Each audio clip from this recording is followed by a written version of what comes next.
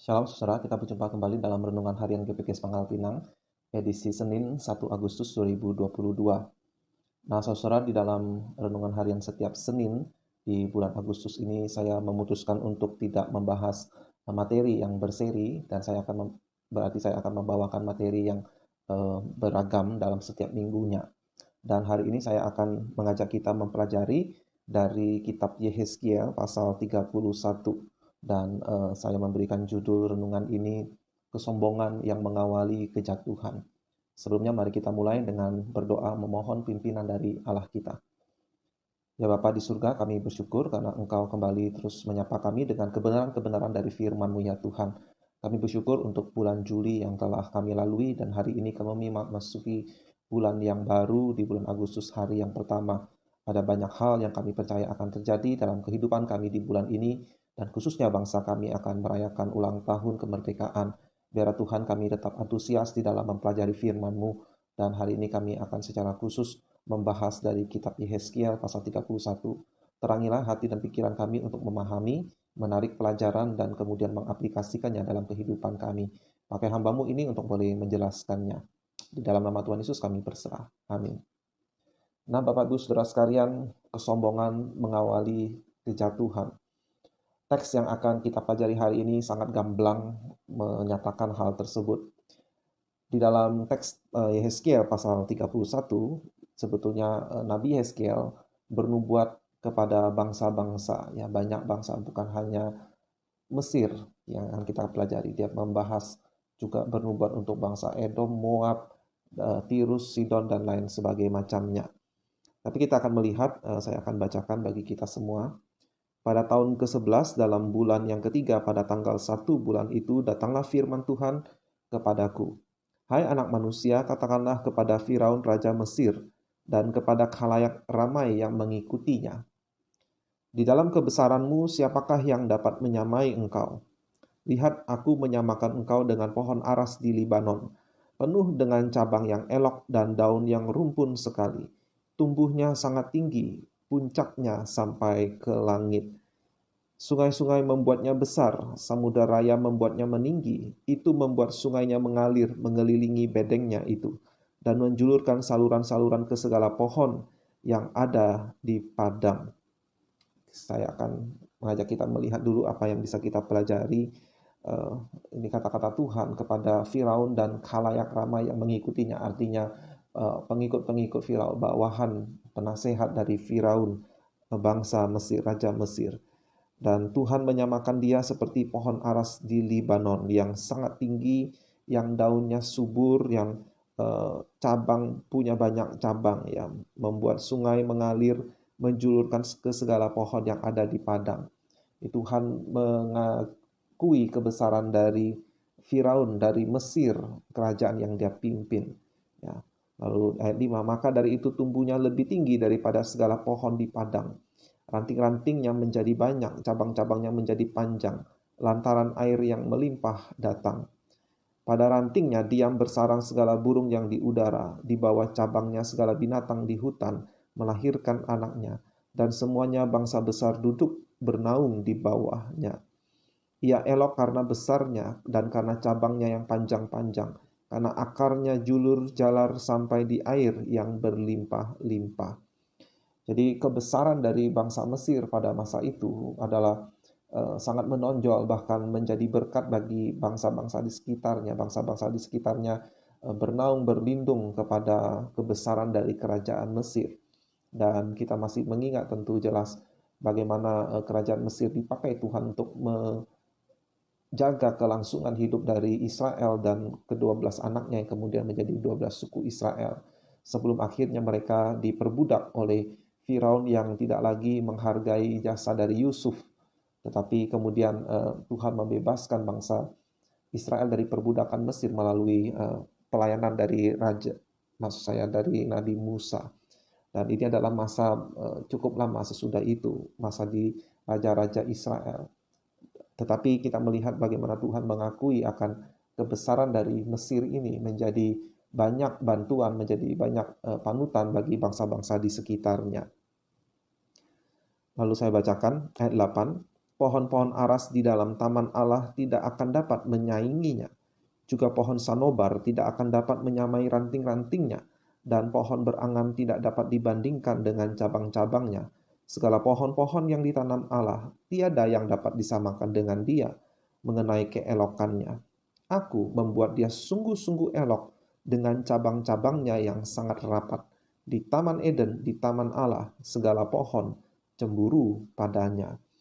Kita melihat di sini gambaran yang luar biasa tentang Firaun Mesir dan Mesir yang dia pimpin. Tuhan bahkan sampai berkata dia itu lebih besar ya dibandingkan pohon-pohon lain di taman Allah. Tentu yang dimaksudkan Tuhan ini adalah bumi ini yang menjadi tamannya Tuhan. Dan tidak ada yang dapat disamakan dengan dia keelokannya. Tetapi yang menarik di sini adalah Tuhan menyatakan klaim, aku yang membuat dia sungguh-sungguh elok. Meskipun bangsa Mesir bukan penyembah dari Yahweh Allah Israel, mereka punya dewa-dewinya sendiri. Mereka merasa dewa-dewinya lah yang membuat mereka berhasil. Tetapi dari kacamata Tuhan, dari kacamata pencipta yang sebenarnya dari alam semesta ini, Tuhan atas segala bangsa, dialah yang membuat Mesir berhasil. Nah, kita bisa menarik pelajaran penting di sini Bapak Ibu Saudara-saudari sekalian. Kita di dalam kondisi kita, khususnya pada saat kita mengalami kesulitan-kesulitan, baik itu perekonomian, baik itu di dalam kebijakan-kebijakan, mungkin dalam posisi kita di dalam masyarakat, mungkin kita punya rasa frustrasi, seandainya pemimpin kita atau orang yang di atas kita bisa berbuat lebih baik, dan kita berandai-andai membanding-bandingkan diri. Tapi kita perlu ingat bahwa segala kuasa yang ada di muka bumi ini, entah itu yang mengakui Tuhan maupun yang dengan terang-terangan menolak dia, itu semua bisa berkuasa karena campur tangan Tuhan. Karena Tuhan yang mengaruniakannya. Tidak terluput termasuk bangsa Mesir, Firaun yang memerintah pada saat Nabi Yeskiel menjadi nabi yang menyampaikan pesan ini kepada dia. Tuhan menyatakan, aku yang membuat dia sungguh-sungguh elok. Di Taman Eden, di Taman Allah, segala pohon cemburu padanya. Oleh sebab itu kita perlu mengingat bahwa Tuhan itu bisa mengangkat kita. Kalau memang Tuhan berkenan, kalau Tuhan berkehendak. Kita bisa diangkat Tuhan, punya posisi, punya kedudukan, punya kekuasaan. Tapi di sisi lain, kalau Tuhan tidak menghendaki, Tuhan tidak mengizinkan, mau sebesar apapun upaya kita tidak akan bisa menjadi seperti Firaun katakanlah. Tentu saja saya tidak berkata bahwa kita harus menjadi orang yang pasif di dalam kehidupan kita. Tentu kita harus berjuang seperti Yusuf ketika dia dijual oleh saudara-saudaranya, abang-abangnya. Dia bahkan mulai dari posisi yang paling rendah di mata masyarakat, yaitu seorang budak diperjualbelikan. Tapi bagaimana dia bekerja dengan luar biasa, dia bersandar kepada Tuhan. Dia menjadi orang yang bisa memimpin dirinya dengan baik, sehingga bisa memimpin orang lain. Dan Tuhan mengaruniakan kepadanya kekuasaan, sampai dia menjadi tangan kanan dari Firaun pada masa itu. Ya, Firaun yang baik, yang bahkan menyerahkan seluruh Mesir kepada kepengurusan dari yang dipimpin oleh Yusuf tersebut. Nah, jadi kita perlu tetap mengerjakan bagian kita, tanggung jawab kita, upaya kita yang terbaik. Nah, kalau Tuhan mengizinkan, Tuhan mengangkat kita. Tapi kita perlu mengingat bahwa posisi atau kedudukan itu Tuhanlah yang memberkati, Tuhanlah yang memberikan. Nah, apa yang terjadi karena Mesir ini menjadi sombong? Ayat 10. Oleh sebab itu, beginilah firman Tuhan Allah. Karena ia tumbuh tinggi dan puncaknya menjulang sampai ke langit, dan ia menjadi sombong karena ketinggiannya. Perhatikan ya, ia menjadi sombong karena ketinggiannya. Maka aku telah menyerahkan dia ke dalam tangan seorang berkuasa di antara bangsa-bangsa. Ini menarik sekali. Tuhan telah memutuskan menyerahkan dia ke dalam tangan seorang. Jadi Tuhan telah menentukan siapa. Orang yang berkuasa di antara bangsa-bangsa. Jadi yang tadinya kalah secara kemasyuran dari Mesir. Tapi karena Tuhan yang mengangkat seseorang ini, maka dia menjadi pemimpin di bangsanya. Supaya ia memperlakukan Firaun selaras dengan kejahatannya. Aku menghalau dia. Orang-orang asing, yaitu yang paling ganas di antara bangsa-bangsa, akan menebang dia dan membiarkannya di atas gunung-gunung dan di semua lembah, cabang-cabangnya berjatuhan, dan di semua alur sungai negeri itu ranting-rantingnya berpatahan, dan semua bangsa di bumi pergi lari dari naungannya dan membiarkan dia. Di atas batangnya yang roboh itu berhinggapan segala burung di udara, dan di antara cabang-cabangnya diam segala bangsa di hutan. Semuanya ini terjadi supaya segala pohon yang di tepi air jangan meninggikan dirinya, dan puncaknya jangan dijulurkan sampai ke langit, dan supaya pohon-pohon besar, yaitu semua yang menghisap banyak air, jangan tetap berdiri di dalam kencongkakannya. Sebab mereka semuanya telah diserahkan ke dalam maut, ke dalam bumi yang paling bawah, di tengah anak-anak manusia yang telah turun ke liang kubur. Jadi kita melihat bagaimana Tuhan memutuskan untuk menurunkan Firaun.